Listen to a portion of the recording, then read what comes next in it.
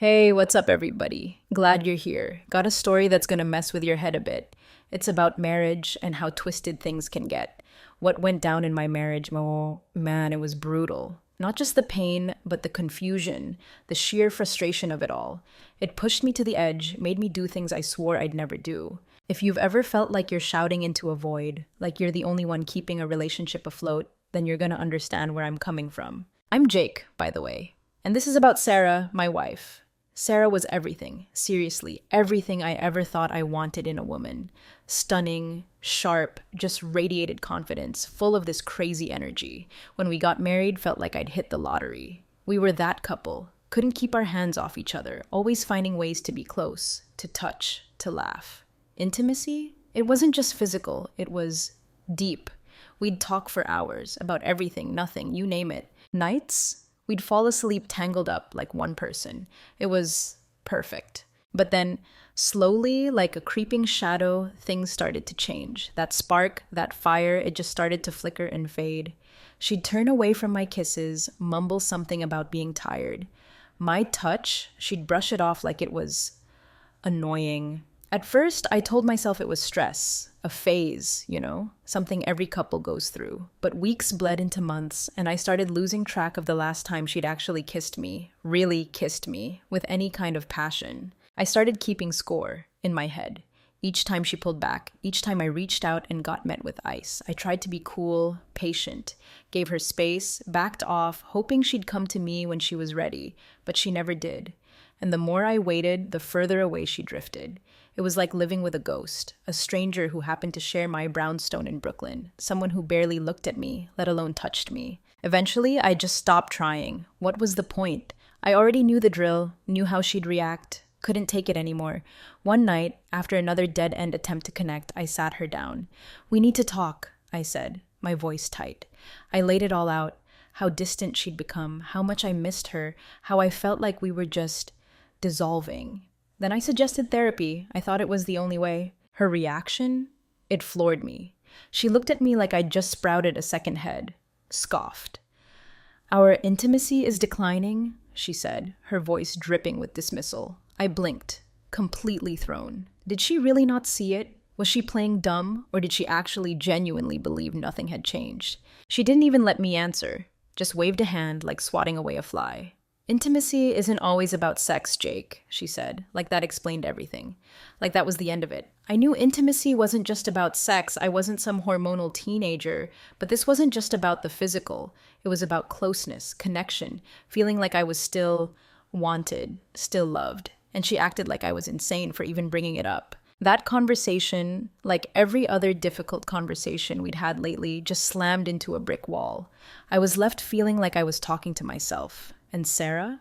Sarah acted like I was making up problems that didn't exist. I wanted to believe that if I just gave her time, she'd see what was happening to us.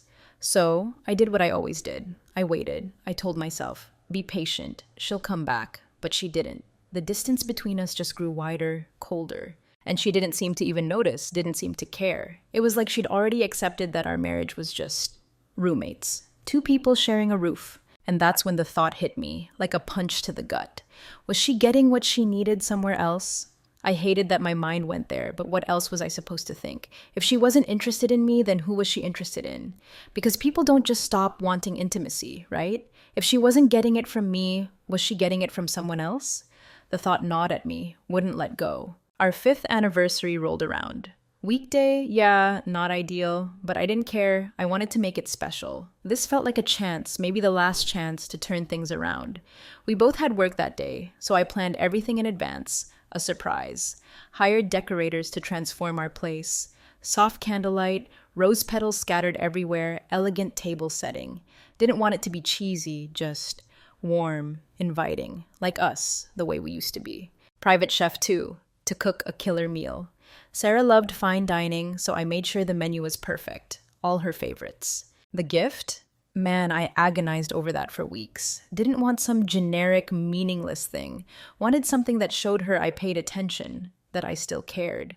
Ended up with this delicate bracelet, engraved with a little inside joke, something only we'd understand. Supposed to be a symbol of everything we'd been through, a reminder of the love we'd built. But the real centerpiece, the most important part of the night, was the bedroom. Made it intimate, comfortable. Fresh sheets, dim lighting, thoughtful little touches. Wanted it to feel right, natural. Like we were just slipping back into something familiar, something good. I pictured us having dinner, laughing, reminiscing. Maybe we'd dance a little, share a drink, and if the moment felt right, we'd find our way back to each other. That was the goal. That was the hope. Sarah finished work 3 hours before me. She'd be the first to see everything. I expected a call, an excited text, something to show she appreciated the effort. But my phone stayed silent. No message, no missed calls. I checked it a million times, telling myself she was probably just freshening up, taking it all in. Any minute now, she'd text. Any minute now, she'd say something. But the hours ticked by and nothing. Finally, as I was getting ready to leave work, my phone vibrated. Grabbed it fast, a little smile creeping onto my face. This was it. This was the moment. She'd tell me she was touched, that she couldn't wait for me to get home. Instead, one single message stared back at me. What you did is fine in the bedroom, but I can't touch you or kiss you tonight. Hope you're not expecting anything. I read it again. And again. That was it. After everything, after all the planning, all the effort, all the hope I'd poured into this night, this was her response? Not even a thank you. Not even a nod to the effort. Just a flat-out rejection before I even walked through the door. I sat there staring at my phone and something inside me snapped. Just broke. I'd spent all this time, all this energy trying to fix something that she clearly didn't even give a damn about. This wasn't just about sex, it was about respect, about effort, about meeting someone halfway, and once again, I was the only one trying. I wasn't about to beg, wasn't about to send some long, pleading text asking what was wrong, why she was acting like this. No, I was done being ignored, done being made to feel like a ghost in my own marriage. So, instead of replying, I made a decision that would change everything. Quick Google search. Apps for booking escorts. Chose one with high ratings. Downloaded it. Booked a woman. Someone who looked as attractive as Sarah. We started chatting right away. Offered extra if she was free that night. After a bit of back and forth, she agreed. I decided to pick her up myself. The drive was silent. When I pulled up to the meeting spot, she slid into the passenger seat. Woman in her mid-20s, well-dressed, confident. Smelled expensive, didn't ask her name, didn't need to know it, kept my eyes on the road, said only what needed to be said. You just have to pay attention to me all night, ignore everything else. She glanced at me, a little confused maybe, but nodded. She wasn't paid to ask questions. Pulled up to the brownstone. Immediately saw Sarah had already eaten. Table set for two, but only one plate used. Another silent jab. But at this point, I was numb. Didn't care. Sarah looked up from the couch as I walked in with the escort. Eyes flickered, confusion, disbelief. But she didn't say a word, just stared. The escort, though, she hesitated. Clearly, something was off. Didn't give them time to process it, just turned to the escort. Don't mind her, I said, nodding toward Sarah. She's just my roommate. That's when Sarah lost it. Where are you taking her? She shouted, jumping up so fast her chair scraped across the floor. Didn't answer. Didn't even look at her. Just took the escort's hand, led her straight towards the bedroom. Could hear Sarah's footsteps pounding behind me, her voice getting louder, sharper. Jake! Where do you think you're going? Jake, answer me! Voice cracking. But I wasn't interested in whatever realization was finally dawning on her. Stepped into the bedroom with the escort. Closed the door. Twisted the lock. The banging started immediately. Open this door! Open it now! Fists hammering against the wood, over and over. Could hear her breathing hard, ragged. Was she regretting how she'd treated me, or just pissed that I'd finally stopped begging for her attention? Either way, didn't matter. Turned to the escort, ignoring the pounding, the shouting. Without a word, I led her to the bed. Soft glow of candlelight highlighting all the effort I'd put in for Sarah. Room was warm, inviting, everything a romantic night should be. Focused on the woman in front of me. Pushed every thought of Sarah aside. The escort, she didn't disappoint. Picked up on the mood instantly. Touch smooth, presence warm. As I let myself sink into the moment, I realized just how much I'd been denied. How long I'd craved this kind of connection, without any damn explanation why it had been taken away. Woke up to the sound of Sarah moving around the house. Stepped out of the bedroom, saw her sitting stiffly on the couch, arms crossed tight, eyes distant. Could tell she wanted to say something, but for the first time in forever, she kept quiet. And honestly, that silence suited me just fine. Walked past her without a word. Escort was already up, waiting by the door. She looked at me, then at Sarah, clearly uncomfortable, but I'd told her not to worry about my roommate. She left, without another word. Sarah didn't move, didn't react. From that moment on, the air in the house turned to ice. If Sarah was distant before, she became a ghost after that night. Barely spoke, barely looked at me. And me? I stopped caring completely, stayed out late, sometimes rolling in at 2 or 3 a.m., sometimes not coming home at all. If she was worried, she never showed it. If she was hurt, never said a word, like we were in some unspoken war, both waiting for the other to blink. I thought surely she'd file for divorce. Logical next step, right? After what I'd done, after that stunt I pulled, any woman would be rushing to pack her bags. But not Sarah. She stayed. At first, I figured she was just waiting for the right time. Talking to a lawyer maybe, preparing her exit strategy. But days turned into weeks and nothing happened. No papers, no screaming fights, just this unbearable silence between us. Worse than arguing. At least with arguing, there's emotion, passion, anger, something. But this was emptiness. A hollow, lifeless marriage where neither of us had the energy to even pretend anymore. And the crazy thing, I didn't even care enough to fix it. I'd already made peace with the idea that we were done. If she wasn't going to leave, maybe I would. Came home late one night, walked in expecting the usual silence, the cold shoulder, the routine. But that night was different. Sarah was waiting for me. As soon as I stepped inside, she stood up from the couch, arms crossed. "Why do you want this marriage to die?" Her voice wasn't loud, but it had weight, like she'd been holding it in for too long. I actually laughed.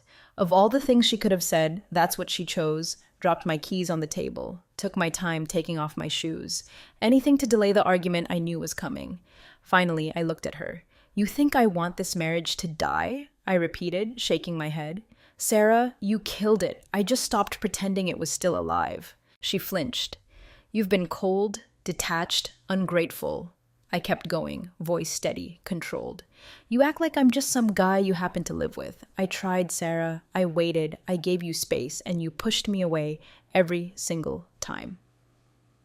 She opened her mouth, probably to deny it or throw the blame right back at me, but I didn't let her. "I'm tired, Sarah. I'm tired of trying, tired of waiting for you to act like my wife again. Tired of making room for your attitude while getting nothing in return. So if you want to leave, leave." Gestured towards the door. "You've already checked out emotionally. Might as well make it official." Expected her to explode, to yell, scream, maybe even storm off and grab a suitcase, but she didn't. She just stood there. And then, to my surprise, her expression shifted to hurt. "I don't want to leave," she said, quieter this time. I don't know how we got here." Took a breath, like steadying herself. Then, "Maybe we should see a counselor, a therapist, something." Voice wavered, but I could tell she meant it. Should have felt relieved. Months ago, I would have jumped at that suggestion. But now I wasn't so sure. I'd spent so long chasing her, and now that I'd tasted freedom, I wasn't sure I wanted to go back. I looked at Sarah, at this woman I'd once adored, at this marriage I'd once valued more than anything, and said nothing. For the first time, I genuinely asked myself, did I even want to save this? Or was it already too late? Look, I'm not going to sit here and pretend I was Mr. Perfect Husband, or that I handled everything the right way. This whole mess brought out a side of me I didn't even know I had. But at the same time, I learned some hard lessons. And if sharing them can stop someone else from making the same mistakes, then it's worth talking about. First thing, don't push your partner to the wall. If you're in a relationship and things are going south, be straight up about it. Talk. Communicate. Don't just shut them out and expect them to keep taking it forever. People have limits. When you keep ignoring their needs, when you make them feel unwanted, unloved, like they're invisible, you're playing with fire. Because one day, that person will just stop trying. And when they stop trying, they stop caring. And once that happens, you might not be able to fix it. Second thing, if you're done with a relationship, don't use coldness as a weapon. If Sarah had just come to me and said, "Jake, I don't feel the same way anymore," or "I need space to figure things out," or even, "I don't think I want this marriage anymore," yeah, it would have been brutal. But at least it would have been clear. Instead, she just shut me out completely, while expecting me to just wait, like some kind of fool, waiting for something that was never coming. That kind of crap just breeds resentment. And once resentment gets into a marriage, it's like poison. It doesn't just hurt one person, it ruins both of you. Now, I'm not going to sugarcoat my own actions. What I did was reckless. I know that. Didn't handle things the best way. But you gotta understand, I was pushed to my breaking point. A person can only beg for love and intimacy for so long before they decide they'd rather just stop begging altogether. Some of you might say I went too far. Some might say Sarah got exactly what she deserved. Either way, truth is, this whole thing flipped my view of marriage upside down. Made me ask myself, when love dies, is it better to fight for it or to just let it go? That's the question I'm leaving you with today. Let me know what you think in the comments. Would you have handled it differently? Would you have stayed and kept fighting or walked away? And hey, don't forget to like and share this video. Someone out there might need to hear this.